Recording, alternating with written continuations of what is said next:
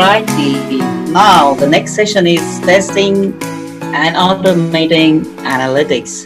And we have Anand Bagmar with us to present us this very exciting topic.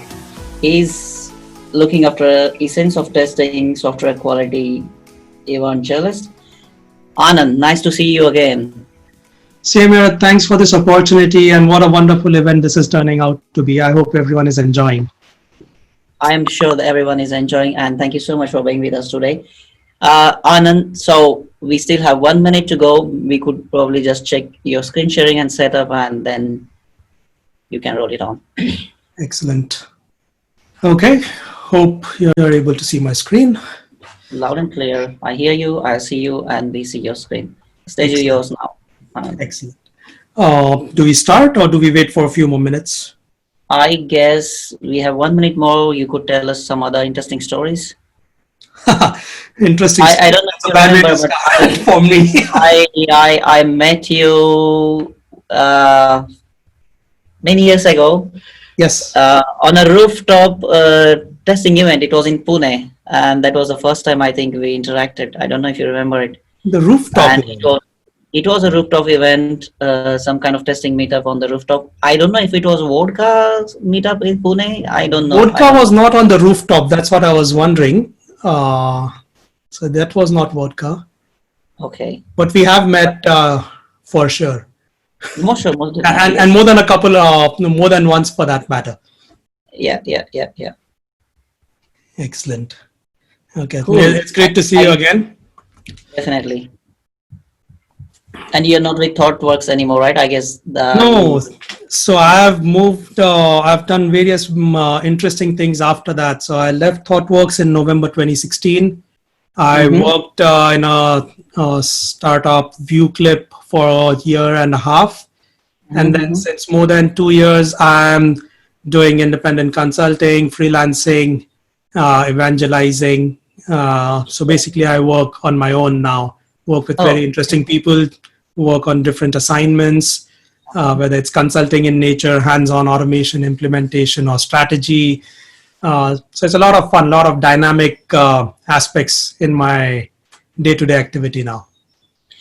I'm sure that will make this talk very interesting and exciting for all of us, Anand. So without wasting any minute further, I would let you take over. Thank you. Excellent. Great. Thank you. Again, so hello, everyone. Welcome to this particular session on testing and automating analytics. It's been a very wonderful session. I've tried to catch a bunch of the sessions that have happened since yesterday and earlier today. Whatever is missed, of course, is recorded, and we'll be getting access to that soon. So without wasting more time, let's get started with this session about what is testing and automating analytics about. A quick introduction about myself. So I'm Anand Bagmar. As I mentioned a little while ago, I'm since a couple of years now, I'm working as an independent consultant, a freelancer, to help organizations in various different aspects of quality. And it's not just consulting. I am very hands-on involved in what I do.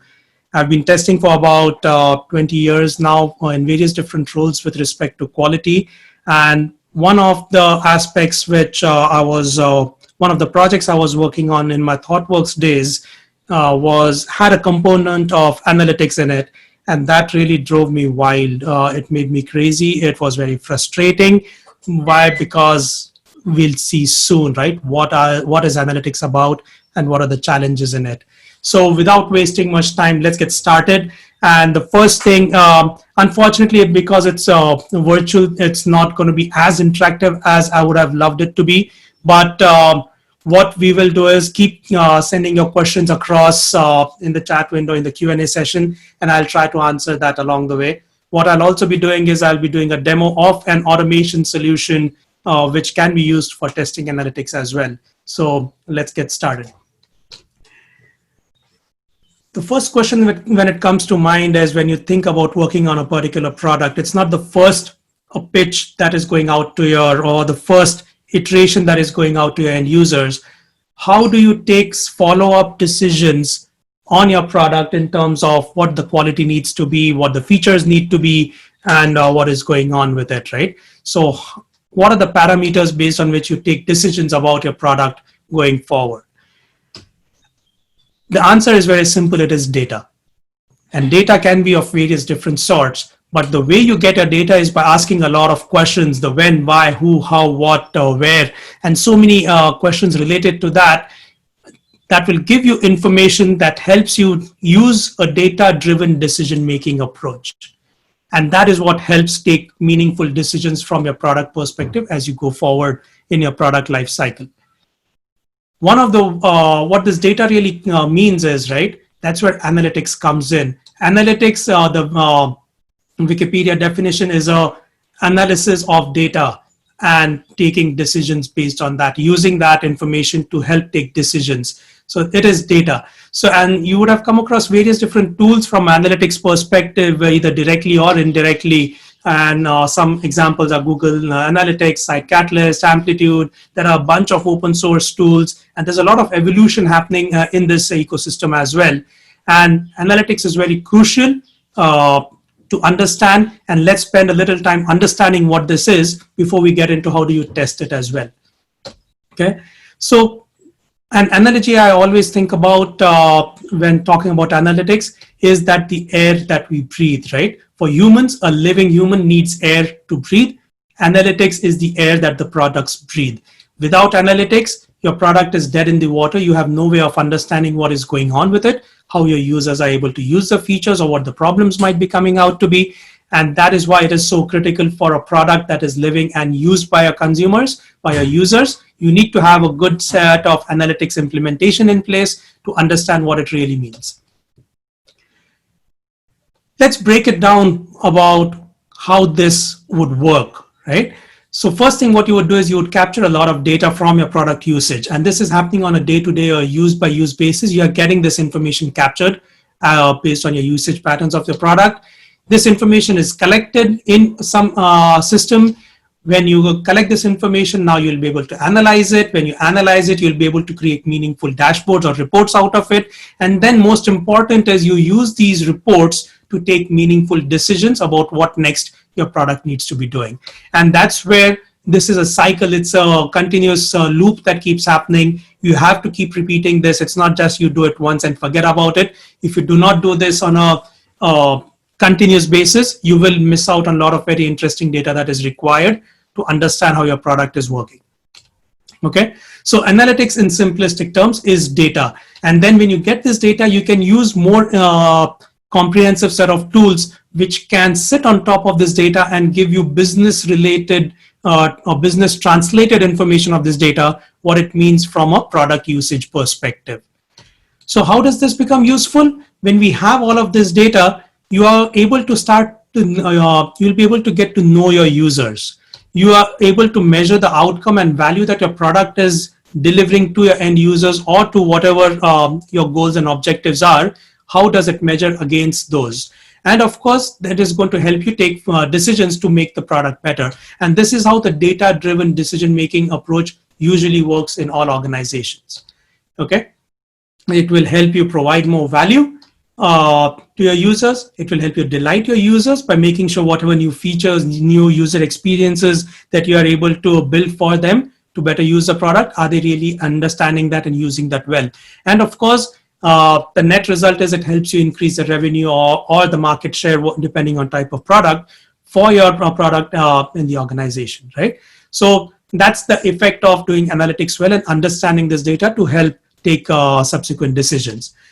Now, let's learn how analytics really works, okay? And this is very important because if you don't understand how it works, there's no point in thinking about how you can test it. It's going to be very superficial testing. You'll end up missing a lot of details out of it.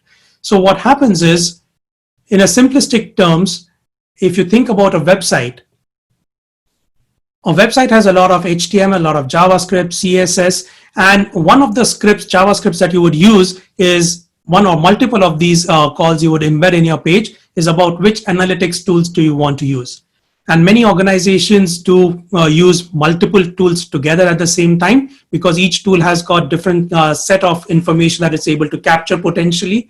And you might want to have data from all different sources as well. But in simplistic term, you embed a client-side JavaScript library, which is a very small library that you would embed in your web pages whichever web page that you need to capture what the users are doing on that. Now, once that happens, whenever you do some actions on the page, for example, if I go to my blog page and I load the page, I would notice in the developer tools there are a lot of requests being captured, and few of those requests are related to the analytics tracking that is happening. So the event that has been triggered over here is on a page load, or if I've gone to this specific blog explicitly, it will track information about where the user has come from, what is the page am I on, which browser version, and a lot of other details that are there. So on specific events, the developers would have coded the page in such a way using the library, analytics library, what information do I want to capture as part of this event and that I want to report to the analytics server. And if you look at this a little more deeply, you will see that one of the requests over here, for example, this is a Google Analytics request. These are the query parameters as part of that request. That is the data that is being captured and sent to Google Analytics as part of me loading my blog page, right? So now some of this information is customizable by what the developers or what the product team wants us to be capturing. There's a lot of data that is captured implicitly as part of using the library, so you don't have to code the same things again and again. For example, browser, OS, browser version, those type of details, right? Another interesting thing to understand is that analytics works similarly on web and mobile or native apps. The difference is instead of embedding a JavaScript in the web page, in each web page of your product, in the native apps, you would have a SDK that you would embed inside the app, and this SDK would work in similar fashions as your JavaScript library in the web page. Okay, so I hope the basics of how analytics works in web and mobile is clear with these examples. Now let's look at examples what type of information can analytics give and how that can add value. So again, I'll start with my blog, which is not a very good example. I have to state that very explicitly, because in my blog, because I have hosted on Blogger, which is Google product, I get Google Analytics for free. I don't have to embed any special analytics to understand if at all there are any users who are reading my blogs, who are getting value out of my blog. But from this report, I'm able to see how many page views I had, which pages had more hits, from where are the users coming in, and various other details. Why is this not a very good example?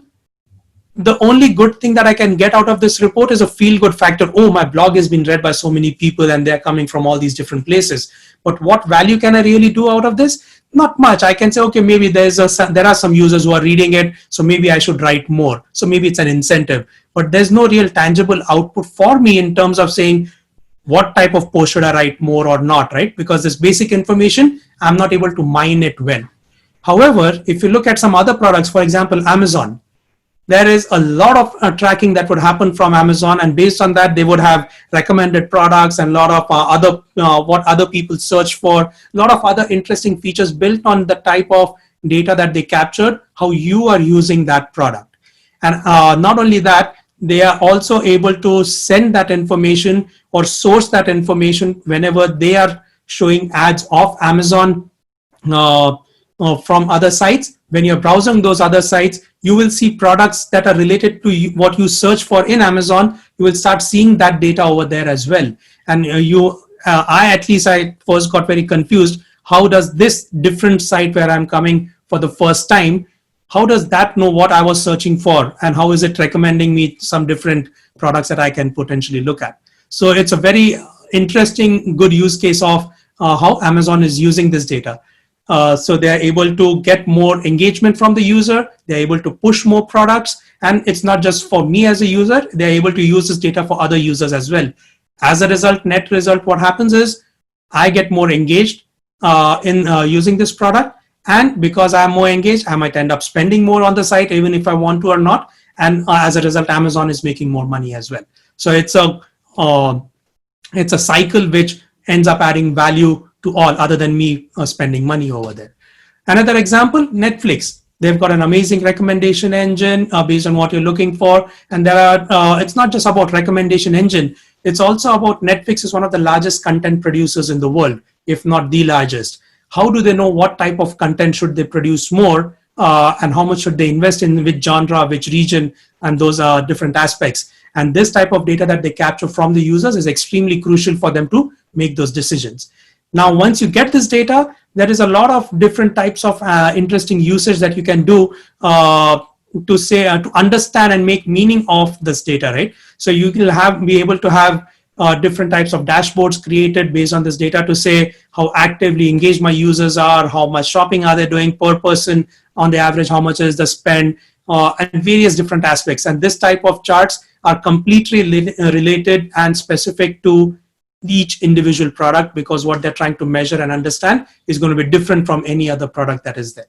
Okay, so there are a lot of such interesting examples that you can look at, which just shows to a reinforces my point even more that data is crucial for companies to take meaningful decisions. Now, from a testing perspective, if you have a handle of this data, you'll also be able to look at it and say, wait a minute, based on the last release that we did, this is the data that we have seen for that particular feature, which means there potentially is a problem in the feature. It's not working correctly because I'm not able to get the end-to-end cycle tracked out in my analytics data, right? So it can give you a lot of that meaningful insights initially itself without waiting for your users to complain about some broken functionality, for example. So it can add a lot of value in your testing cycle the minute you start looking at this data. Okay, so analytics helps you know your users and business and how to take those meaningful decisions to make your product better and make your product more valuable to your users. With that said, when do you really implement analytics? Is it when I have built my product and I have a product with a lot of features built, stable, and I've released it to production? Is that when I'll start saying, okay, now that my product is out, that's when I'll start implementing analytics in that? And that would be a very late decision, in my opinion. So you need to start thinking of analytics as another core requirement as part of your development cycle. Whichever feature or user story or requirement that your product team brings out to you to say to the development engineering team to say this is what we need to build and release in the next cycle. One important aspect of that should be what is the analytics requirements for this particular requirement. How are we going to track that this feature is successful when it goes live to production? How are we going to measure the success of this feature? How are we going to know if something is not working well? And what is the hypothesis that you are saying that this feature is going to be valuable? What data have you looked at to say that this feature has to be released right now? So these are very interesting conversations that you can have when you're thinking about the requirements itself before any development starts. And then it would go through the same process: requirements, development, testing, release, and monitor, to make sure whatever you have done, you are able to test it and measure the effectiveness of that in an efficient fashion. So it's very important to understand how analytics works before you start to test it, right? And I hope this gives you an insight into what is the value of it. Now, when we start implementing it, we need to understand how can we test it as well, okay? So the first aspect where you can test it, which is the easiest way in most cases, and unfortunately the easiest things are not necessarily the best things as well, which is also true in this context. So testing the end report, and what that means is, here are the different dashboards that I have created for capturing the data. This is from production, and you can also capture this from your internal environments. There would of course be different reports created based on environments so that your data does not get mixed up. But based on these reports, you'll be able to say, okay, based on how my feature is used, I'll be able to see if the data is getting captured correctly or not. So is my analytics working? I could potentially say that if over here in this app daily UVs chart that is there, I see a sudden dip. Why is that dip really happening? Is that because as part of this recent release that I did right now, this particular data capture has stopped working? Right? That could very well be the issue over here. So looking at the end report gives a lot of value to ensure that data is flowing into your reports correctly, and you're able to visualize what your end users might be doing as a result of that. And here are different examples of that report. But there is a challenge in testing it in this fashion, right? Testing the end report, the advantages, of course, is that the reports are also set up. You're testing the last mile as well from your analytics perspective. But there are many more disadvantages to this approach. One is that licensing costs. You need to have your reports set up before you do your release. Even from an internal testing perspective, you need to have your report set up so that you'll be able to see data flow into that, right? So reports not being set up might be a big challenge, because in production, the product owners or whichever the BI team might be there, they would set up the reports based on which new features would be built and implemented and then subsequently released. But for your test environments, internal environments, you may not have the report set up in the same fashion. And then that becomes a challenge. How are you going to test it? Do you want to test in production, which in some ways is not a bad idea, but it might be too late as well. The other challenge over here is that you are not able to validate all the requests that are sent are captured correctly. So we have got more than 500 people joining this particular wonderful event that is there. But how do I know which user's data is coming through correctly or not? Is any user's data getting dropped out, or is any user's data getting duplicated and it's coming into my dashboard? I have no idea to track that. Why? Because I'm relying on a consolidated report, which makes it difficult for me to figure out which user did which action, as a result of which the data came through over here. So testing the end report has value, but it also has a lot of challenges. The other aspect over here, of course, is that this is all manual. You have to manually keep looking at it and see what is going on. Is the reports coming in or not? This is extremely repetitive, which again makes it impossible to scale, because now for every new release, I have to make sure that the data is coming through correctly for not just one user, but it is coming from different types of browsers, different types of plugins might be installed over there, which may block the request. I do not know that. What about mobile devices? What about when I'm switching from one network to the other? What is going on? Whether I'm in offline mode, online mode, there's so many different combinations over here, and you have to keep on checking this data every time. The other aspect of checking this data is it has to be very context sensitive. So if Anand is logging into a site, I need to know that Anand has triggered this request. So Anand has searched for this one product. I need to be able to know which product Anand searched for. Only then this data is valuable. What if the developer unintentionally hard-coded the value that is to be sent as part of this request, what the search request should have? And that means even if I've searched for a book, design patterns, I may be getting some default book name that the developer might have used from an implementation perspective. And that means all my data has gone for a toss. So making sure my data, that whatever I'm validating is contextual, is accurate, it's valid, it is scalable, and it works across all the different platforms my product is supported, is a big challenge. And that's where repetitiveness is a big issue.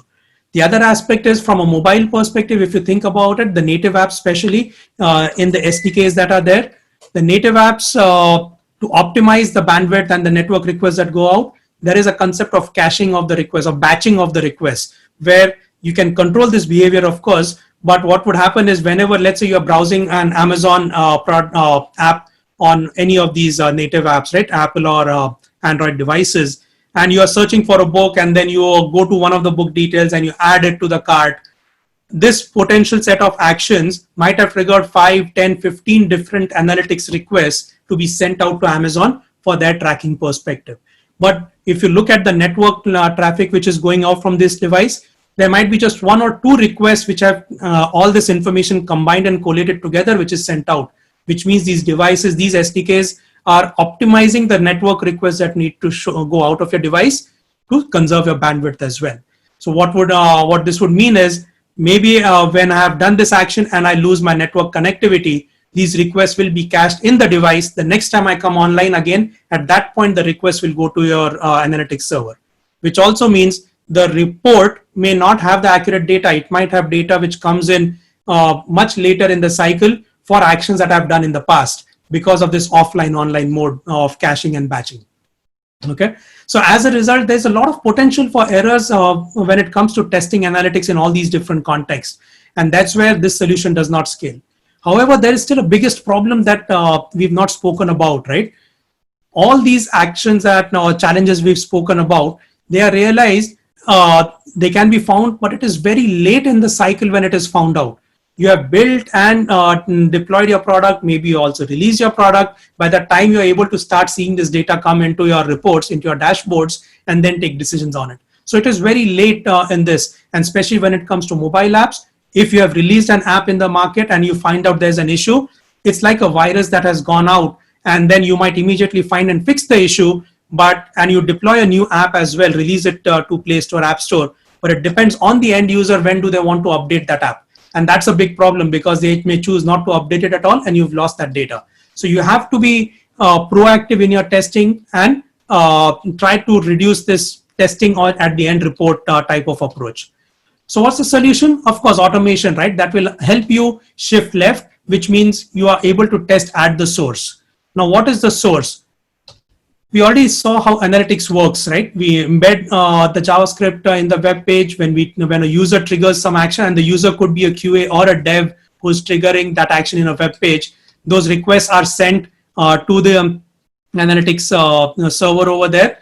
And over here, though, what really is the source, right? The source is this request itself, which is generated, which is created, and which is being sent out of your browser when you're testing this, or on your test device where you have triggered it in your native app. That is where the request is generated and sent out. That is the source. That is the context in which you have interacted with the page. And if you're able to capture this request in that particular context, you know what is expected as your query parameters. And when you have this information, then you can actually build some unit test, good unit test frameworks, or rather good unit test approach for analytics over here in your development life cycle, where you can ensure with good architecture, modular and reusable code base, relevant logging to enable better testing.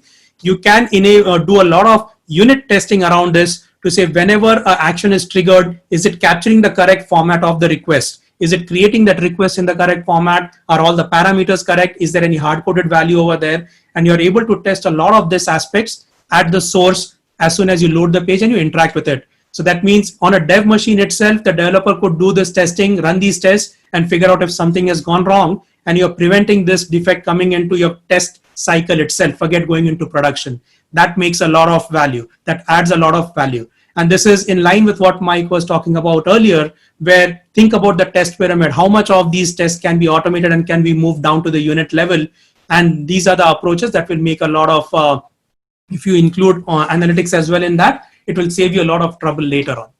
The next aspect over here is about how can you integrate analytics as part of your functional testing? Because if unit testing captured all aspects of automation that you could do, you would not need API testing or functional testing. So there's still a lot of value that is that you get as a team when you do functional testing of your product, where you're looking at your end-to-end scenarios, how the user actually interacts in a workflow-based or scenario-based approach with your product.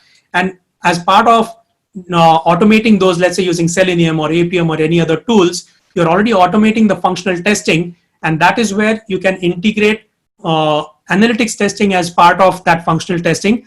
That complementing effect can give you much more added value as part of your validations. And for this is the project that I was working on in my ThoughtWorks days. It was very frustrating testing the end report or testing at the source manually, looking at the developer tools and looking at what exactly is going on. And that's where I created an open source framework called WAT, Web Analytics Automation Testing Framework, which works for native and web apps, which can be used to integrate with your functional testing tools. And while your functional testing is happening, you'll be able to generate the events based on the specific user context. With these events, you'll be able to validate what are the values or the data that is being sent as part of those events, and you'll be able to validate and make sure that is what is expected as part of your test automation itself.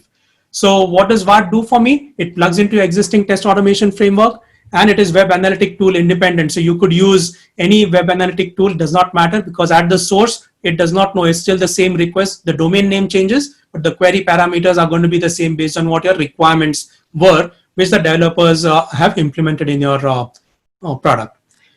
This WAT is also UI driver framework independent. It is browser independent, and it works for native apps as well.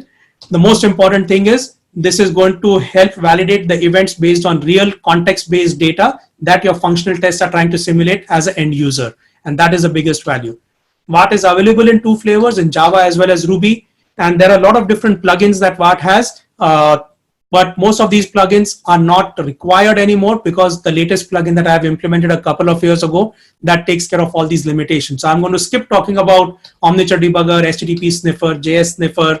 What we have right now is a proxy debugger approach, where this is again independent of web analytic tool, browser, UI driver. It also supports HTTPS requests, and it doesn't have any dependency on third-party libraries. So you can just integrate WAT into your automation framework, and you'll be able to start using it using a proxy approach. And we'll see in the demo how this works.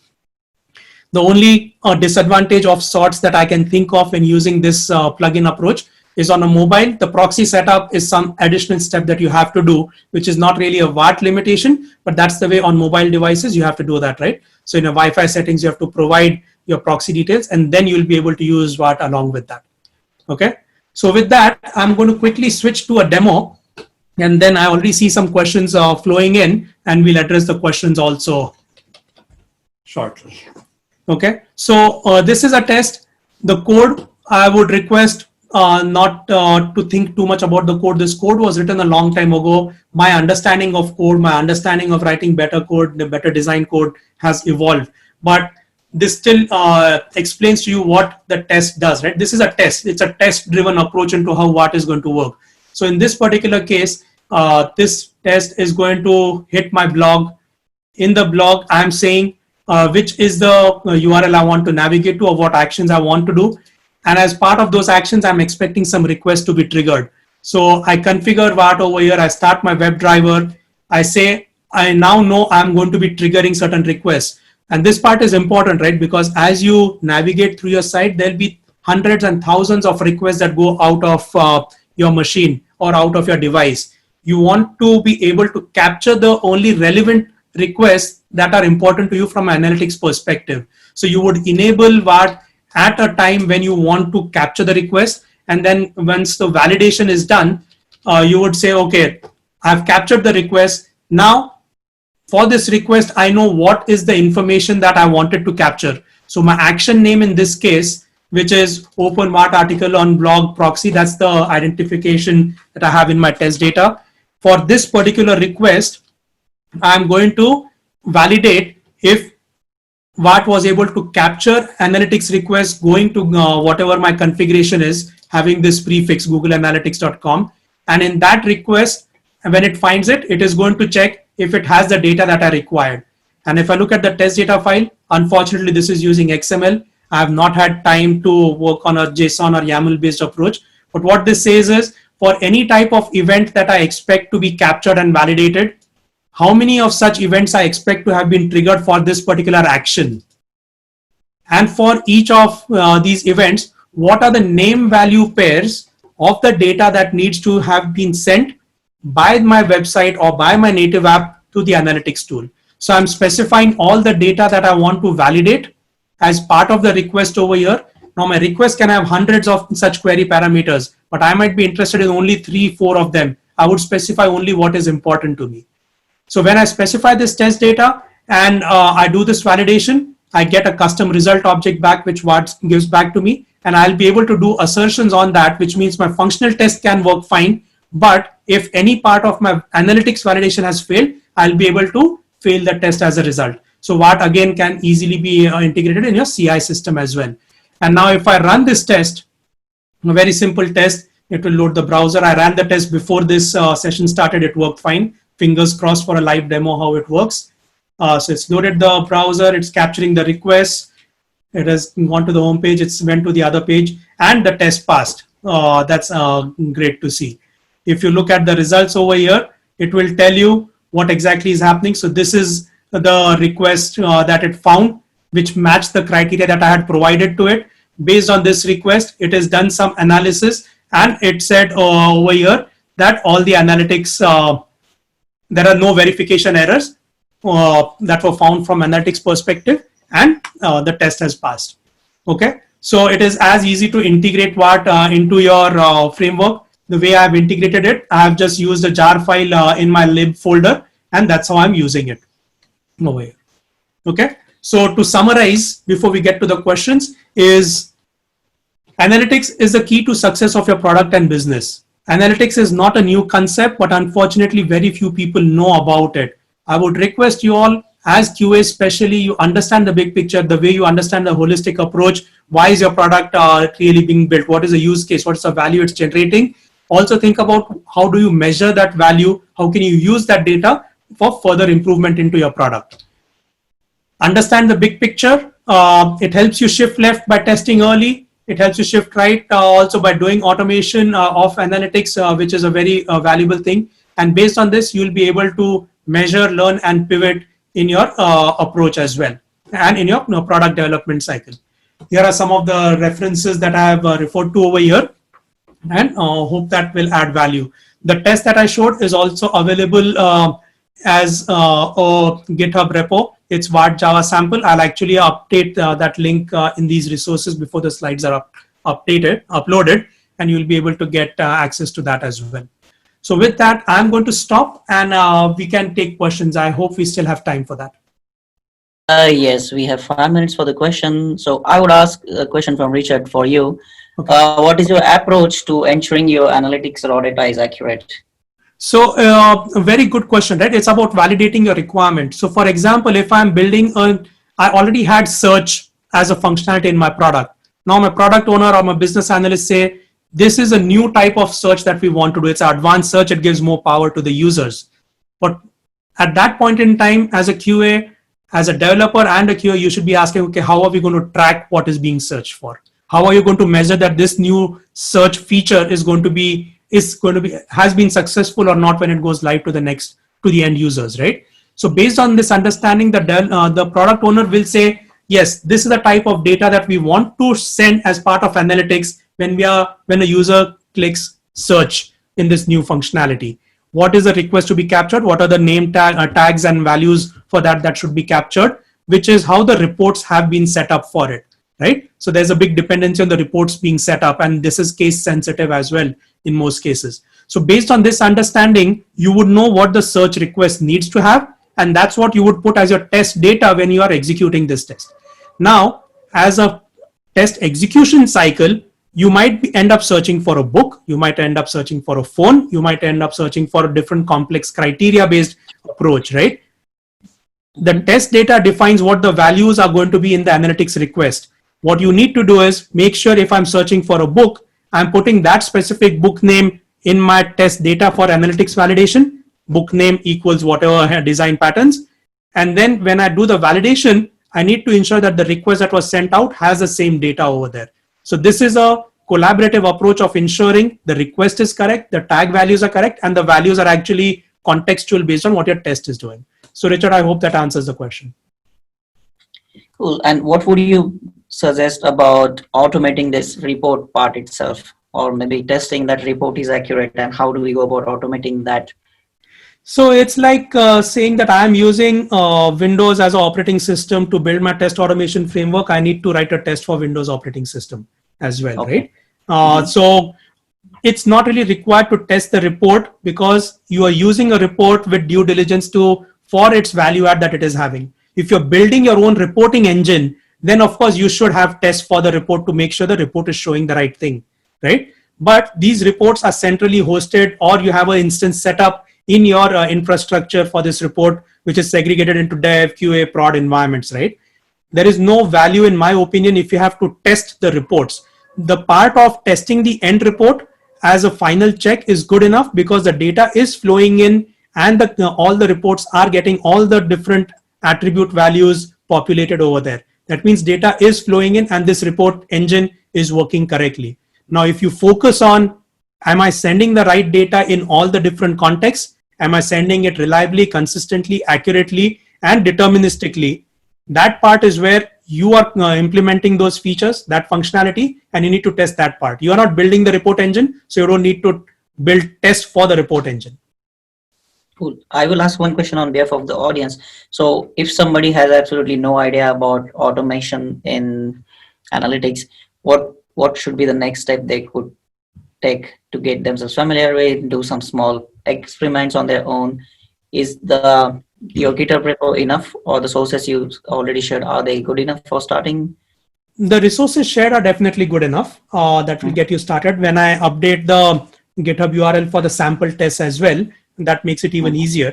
But I think Santosh mentioned it earlier in his talk, right? Someone asked a similar question about how do you get started. The first step is about getting started and then figure out what are the things that I need to learn to make this successful for me.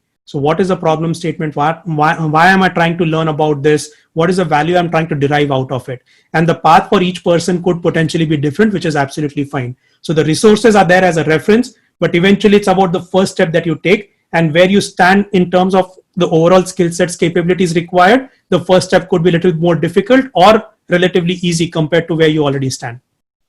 Cool. One more question. I would ask. Is important. Excellent. I'm not sure if I missed it during the session. So do you have any recommendation for automating entirely backend systems where we are not sending any data to be reported on the UI side or on the front-end interface, but when two systems are interacting with each other, exchanging data, tracking data on the backend level, how do we go about automating that, evaluating that? So that is actually very easy compared to this, right? The problem on a front-end side is there are too many front-end systems or form factors which can cause issues. Custom OS versus stock OS that is there on native devices, on handheld devices, right? There are too many complexities and different plugins and individual settings and privacy blockers that individuals might have, which may block a lot of different types of requests that are going out. That's where testing becomes more complex when you're talking about analytics from a front-end perspective. But if it's a back-end system, it's completely in your control. You know which two systems need to interact, what type of data they need to have, or for that matter, it's not two systems interacting. A back-end system is sending analytics data as well based on certain criteria. Absolutely. But that is completely in your control. You should be able to write unit tests for that, integration tests if required to make sure that data is going through correctly. Okay, so your recommendation would be not to treat the automation tracking testing as a separate automation, but make it part of your regular integration checks. Absolutely. It has to be what is going to give me the fastest feedback. Where can I find the problem as quickly as possible and fix it to save downstream issues of finding it later in the cycle and making it more expensive to fix the issues later on. There is still value in doing front end. That's where this solution is one of the approaches how you can do web analytics automation. Doesn't mean this is the only way, doesn't mean this is the right way. But this is what worked for me. This is what is working for many people till date as well. But you might find a better, easier solution how you can do this on your own. Okay. Do you think we could use data-driven framework for analytic test automation while we store data in some Excel spreadsheet or CSV or database table? What are the challenges? I really don't like data-driven testing because it makes it very easy to just keep writing more tests without thinking what's the value of the test. So keyword-driven, data-driven, sorry, I'm not a big fan of that. I'm not a proponent of that. If that approach works for you to test analytics, go for it. It's about what value are you generating. The approach is a little less important in that sense. Yeah, reminds me of good old days of QTP automation where I was busy uploading Excel file more and trying to figure out what went wrong. Yeah, it's still surprising to me. People think about, and this is not people as individuals over here, right? Maybe it's organization forcing them, or maybe as a collective, they don't know better or more evolved ways how you can make it easier to implement automation to get better value. Well, that's some cases these approaches will still work. Absolutely, that's the reason why we are covering this and doing this awareness through the sessions like this and the conference like this. Yep. And I hope your message and ideas reach to the broader audience, Anand. I think we can stop here now. I would let you have the discussion further in the Slack channel dedicated for your talk. Sure. People, please ask more questions to Anand directly, and he will be very happy to help you. It was nice meeting you again, Anand. We'll keep in touch and stay awesome. Thank you. Thanks, Lalit.